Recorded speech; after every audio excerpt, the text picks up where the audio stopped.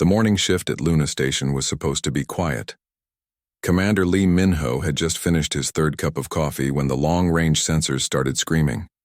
At first, he thought it was another meteor shower or maybe space junk from the mining operations near Jupiter. But then the readings came in clear, and his blood ran cold. 37 massive ships had just appeared at the edge of the solar system. Not human ships. Something else entirely. Min-ho's fingers flew across his console as he established an emergency link to Captain Park Ji-soo at Defense Platform Alpha. The connection crackled to life, and he could see the worry in her eyes even through the static-filled transmission. "Ji-soo, are you seeing this?" Min-ho whispered, as if speaking too loudly might alert the alien visitors to their presence. "Copy that, Min-ho. I've got them on my screens too. They're big, really big, and they're not answering any of our standard communication protocols." The alien ships were unlike anything humanity had ever built or imagined. They looked like someone had taken massive crystals and carved them into warships, their surfaces gleaming with an inner light that pulsed like a heartbeat. Each vessel was easily 10 times the size of Earth's largest battleships, and they moved through space with a grace that seemed almost alive.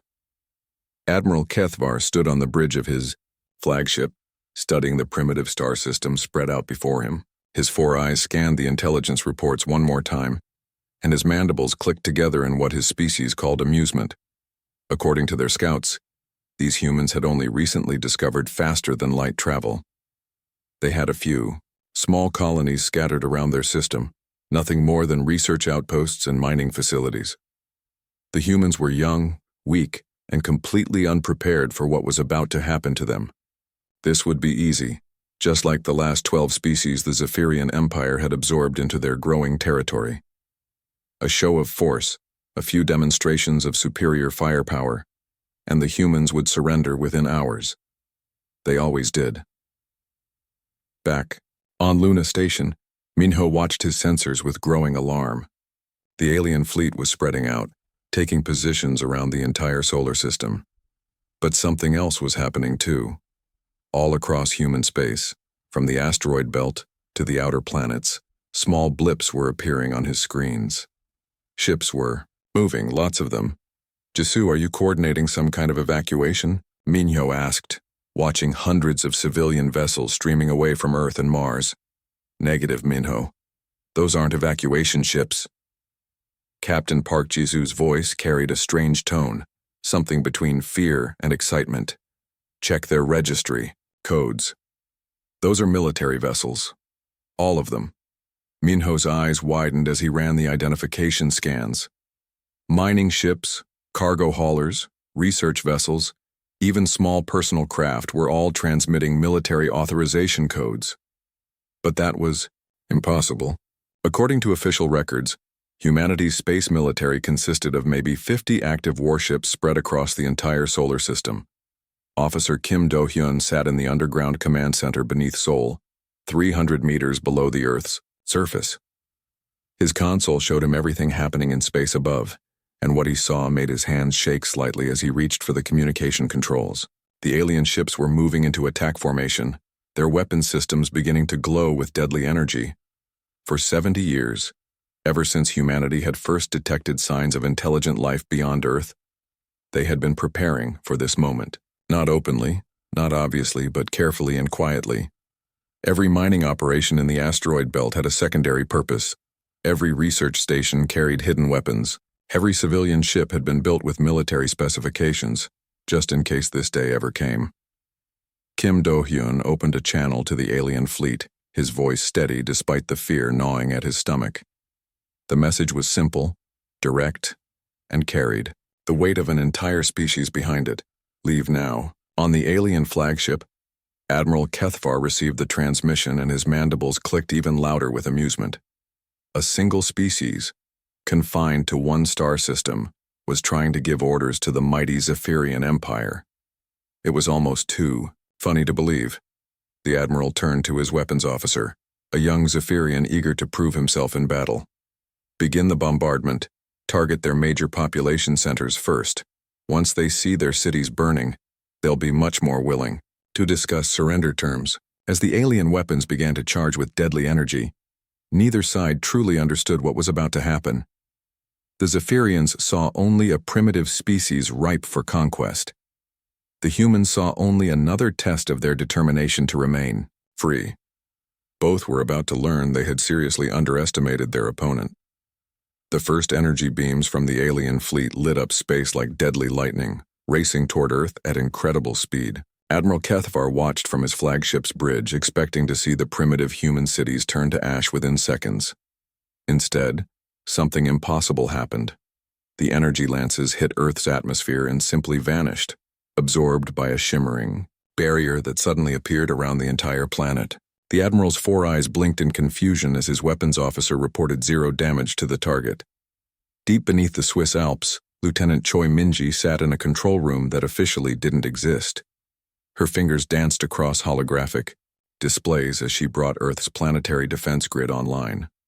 For decades, humanity had been building this system in secret, hiding massive shield generators inside mountains, under oceans, and within the planet's core itself. Shield integrity at 100%, Minji reported to her commanding officer. All energy absorbed and redirected to our weapon systems. We're actually stronger now than when they started shooting at us. The aliens had just made their first mistake. They had given humanity free energy to power their counterattack. In space above, those thousands of civilian ships that had been fleeing the system suddenly stopped running. One by one, their stealth fields dropped away, like invisible blankets being pulled off, revealing sleek warships bristling with weapons. What the aliens had thought was a panicked evacuation was actually the largest military fleet in human history, taking position for battle. Captain Yoon Seo-yeon stood on the bridge of the UES Retribution, a ship that had been disguised as a simple cargo hauler just minutes earlier.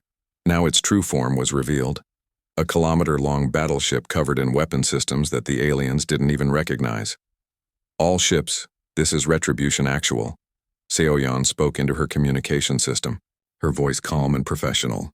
Execute Protocol 7. Show them what humans do when someone threatens our home. The response was immediate and devastating. Human ships attacked from every direction at once, but this wasn't the chaotic charge of desperate defenders. This was surgery performed with laser precision. Each human vessel knew exactly where to strike, targeting specific systems on the alien ships that their enemies thought were secret. Lieutenant Park Jin-ho piloted his fighter through the gap between two massive alien vessels, his weapon systems locked onto what looked like decorative crystal formations on their hulls. To the aliens, these were beautiful artistic touches. To the humans who had been studying captured alien technology for decades, they were critical power conduits. His missiles struck home, and both alien ships went dark as their power systems failed. Dead in space, they became sitting targets for the larger human warships closing in behind him. How did they know? Whispered the Zephyrian weapons officer aboard Admiral Kethvar's flagship. Those power nodes aren't in any of our technical manuals. Even our own people don't know about them, unless they're senior engineers. The Admiral's mandibles clicked nervously as he watched his fleet being torn apart by opponents who seemed to know their ships better than they did. This was impossible. The humans were supposed to be primitive, barely capable of spaceflight. Yet they were fighting with technology that matched or exceeded his own, using tactics that spoke of decades of preparation. On the human destroyer Soul's Fire, Commander Bei Woo-jin was having the time of his life. His ship had been built inside a hollowed-out asteroid, disguised as a mining operation for 30 years. Now it was free to show what it could really do. Helm, bring us around to target the alien flagship, Woo-jin ordered. Weapons. I want a full spread of quantum torpedoes aimed at their engine section. Let's see how well their shields handle our latest technology. The torpedoes streaked through space, each one carrying warheads based on alien technology that humanity had reverse-engineered and improved upon. When they struck the flagship's shields, the barrier held for exactly 3 seconds before collapsing completely. Admiral Kethvar felt his ship shudder as the human weapons tore through his hull. Emergency lights flickered on as his crew ran to damage control stations. But the reports coming in were all bad news. The humans weren't just lucky. They were systematically destroying every critical system on his ship. "Sir, they're targeting our life support, our navigation, our communication arrays," his tactical officer reported, his voice shaking with fear. "It's like they have blueprints of our entire ship design." The truth was even worse than that. For 70 years, humanity had been capturing and studying every piece of alien technology they could find. Crashed ships, abandoned equipment, even debris from battles between other species. They had learned how alien technology worked, how to counter it, and most importantly, how to make it better. As more Zephyrian ships exploded in brilliant flashes of light, Admiral Kethavar finally understood the horrible truth. The intelligence reports hadn't just been wrong about human capabilities. They had been catastrophically dangerously wrong about human intentions. These weren't primitive beings trying to defend their home. These were predators who had been waiting patiently for someone to give them an excuse to show what they could really do. The Zephyrian Empire had conquered 12 different species across 3 centuries, but they had never faced anything like humanity. Every other species they encountered had been peaceful, focused on art, science, or philosophy.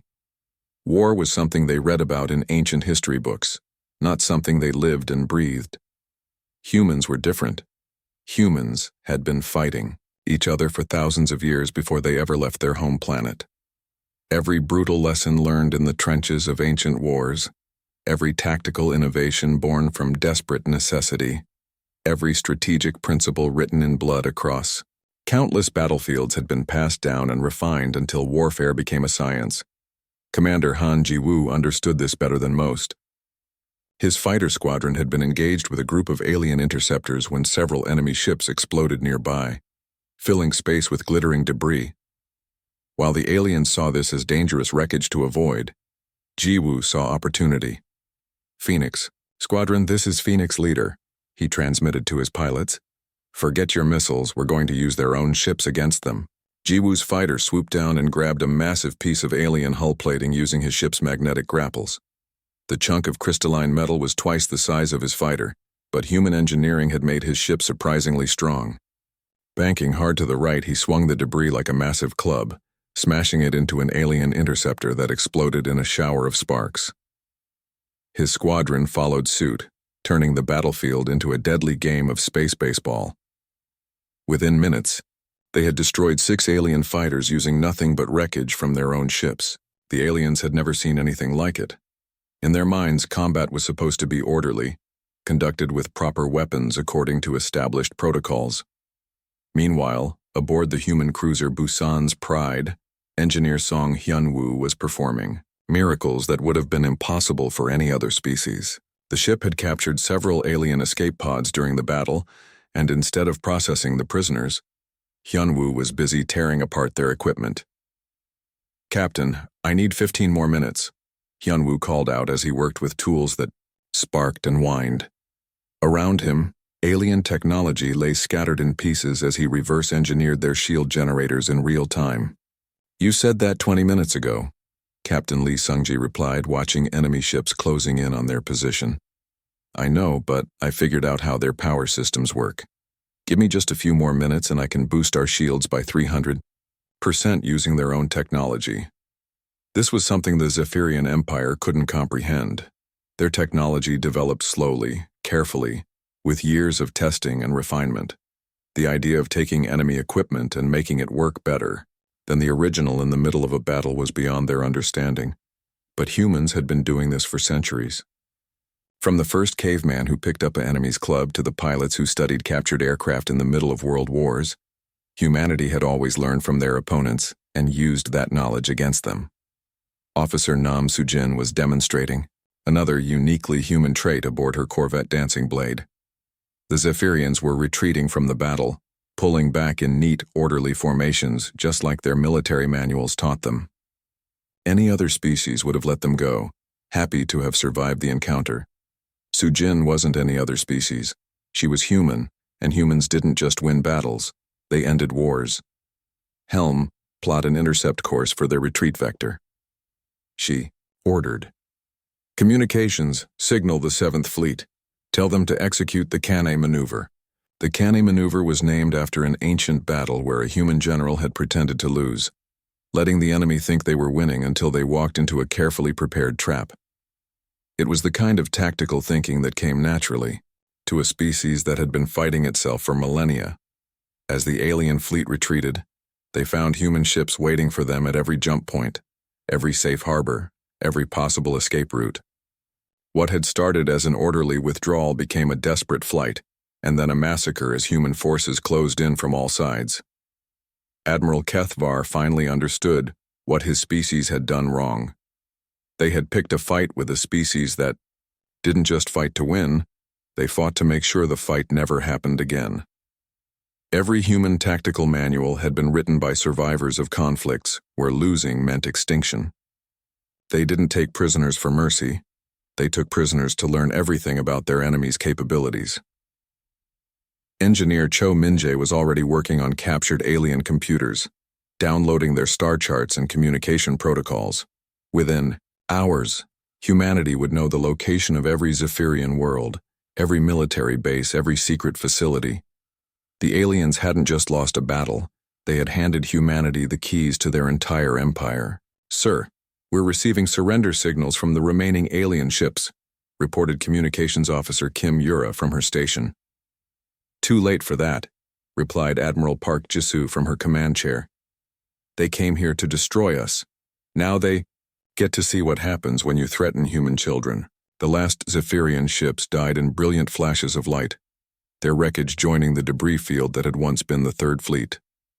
But hidden among the destruction, human salvage teams were already at work, collecting technology, studying alien equipment, and preparing for the next phase of this war. The Zephyrian Empire thought they were fighting a primitive species. Instead, they had awakened something that had been waiting in the darkness for centuries, something that turned every battle into a lesson and every enemy into a stepping stone toward total victory.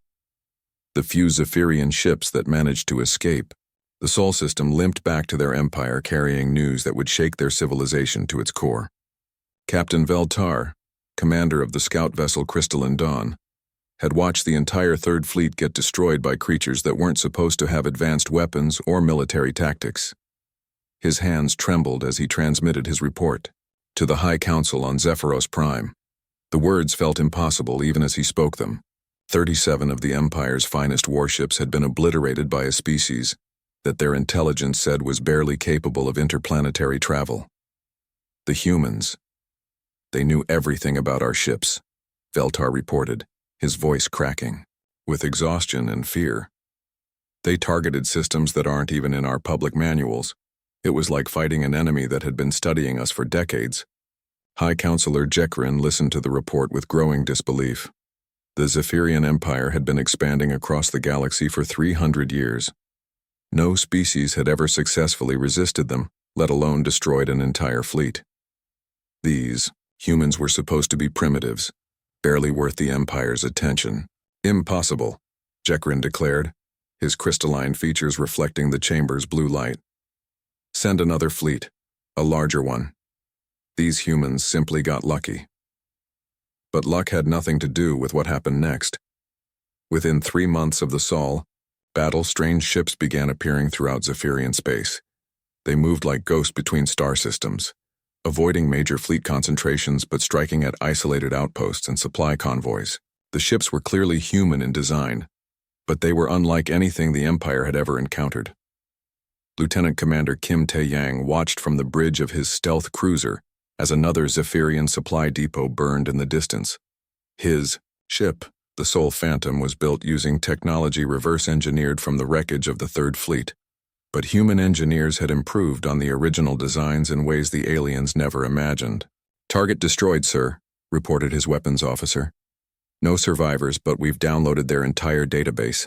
Intelligence is going to love this." The human ships weren't just superior to Zephyrian technology, they were evolving faster than the Empire could respond. Every captured piece of equipment, every intercepted communication, every prisoner taken was studied and analyzed until humanity understood their enemy better than the Zephyrians understood themselves. Commander Oh Jian led a squadron of fighters that could phase in and out of normal space, making them nearly impossible to track or target. Her pilots struck at military academies, research facilities, and communication hubs throughout the Empire's border regions. Each attack was precisely calculated to cause maximum disruption while gathering intelligence for the larger human strategy. But the psychological impact was even more devastating than the physical damage. For centuries, the Zephyrian Empire had believed they were the apex of galactic civilization. Now, creatures from a single backwater star system were systematically dismantling their frontier defenses and making their military look like amateurs. Fear spread through the Empire faster than the human raids. Civilian populations in border systems began fleeing toward the core worlds, abandoning entire planets rather than risk encountering the terrifying humans. Military commanders started reporting equipment failures and phantom sensor readings, jumping at shadows because they knew human ships could appear anywhere, anytime. The breaking point came when Admiral Park Jisu's diplomatic fleet arrived at Zephyros Prime, the Empire's capital world. The fleet was impossible to miss. 20 massive dreadnoughts materialized at the edge of the system, their hulls gleaming with the crystalline technology they had stolen and improved upon. Each ship was twice the size of the Empire's largest vessels, and their energy signatures were off the scale of anything Zephyrian sensors could properly measure. Admiral Park stood on the bridge of her flagship, the UES New Sol, watching the alien homeworld grow larger on her main screen. The planet was beautiful, she had to admit, with its crystal spires reaching up toward space and oceans that sparkled like liquid diamonds. It was also completely defenseless against what she could do to it. "All ships maintain formation," she ordered. "We're not here to fight today, we're here to make a point." The Zephyrian High Council convened an emergency session as the human fleet took position in orbit above their capital. Panic filled the chamber as counselors who had lived for centuries without fear suddenly faced the possibility of their own extinction. Ambassador Lim Tae-hyung materialized in the council chamber using human teleportation technology that the Zephyrians didn't even know existed. He was a tall, serious man wearing a simple black uniform, but his presence filled the room with an aura of quiet menace that made the alien counselor's crystalline skin ripple with fear. "Honored members of the High Council," Tae-hyung spoke in perfect Zephyrian, his pronunciation flawless despite having learned the language only months earlier. "I bring greetings from humanity and a message from our government." High Counselor Zekrin tried to maintain his dignity, but his voice shook as he responded. What do you want from us?" Tae-hyung smiled, but there was no warmth in it. Behind him, holographic displays showed real-time images of human fleets positioned throughout the Empire, at every major world, every military base, every critical facility. "You found our home," the ambassador said simply. "Now we've found yours. And we've found all of your other homes too. Every world, every colony, every secret base you thought was hidden. We know where you live, where you work, where you sleep, and where you keep your children." The council chamber fell completely silent except for the soft humming of the humans' advanced technology. "The question now," Tae-hyung continued, "is what we do with that knowledge." 5 years had passed since the day humanity announced itself to the galaxy, and the transformation was nothing short of miraculous. What had once been the mighty Zephyrian Empire was now a collection of thriving worlds working together under human guidance. But it wasn't the conquest anyone had expected. Administrator Jung Yuna stood on the observation deck of New Zephyros Station, watching cargo ships move between the planet's surface and orbital facilities. These weren't military vessels anymore, but massive construction ships carrying materials and supplies for the biggest rebuilding project in galactic history. "The new hospital complex on Zephyros 7 is ahead of schedule," reported her assistant, a young Zephyrian named Kilmora, who had learned to speak perfect Korean in just 2 years. "Dr. Bay says they'll be ready to start treating patients next month." Yuna nodded, making notes on her tablet. When humanity had first arrived in Zephyrian space, they had found a civilization that was advanced in some ways but surprisingly backward in others. The Zephyrians had mastered faster-than-light travel and energy weapons, but their medical technology was centuries behind human standards. Dr. Bae Minseo, had been one of the first humans to work directly with Zephyrian civilians, and what she discovered had shocked everyone. Diseases that humanity had cured decades ago were still killing thousands of Zephyrians every year. Simple surgical procedures that any human medical student could perform were considered impossible by alien doctors. Your people lived for centuries with genetic disorders that we can fix with a single injection, Dr. Bay had explained to the Zephyrian Medical Council during her first presentation. You've been suffering from problems that we solved before we even left our home planet.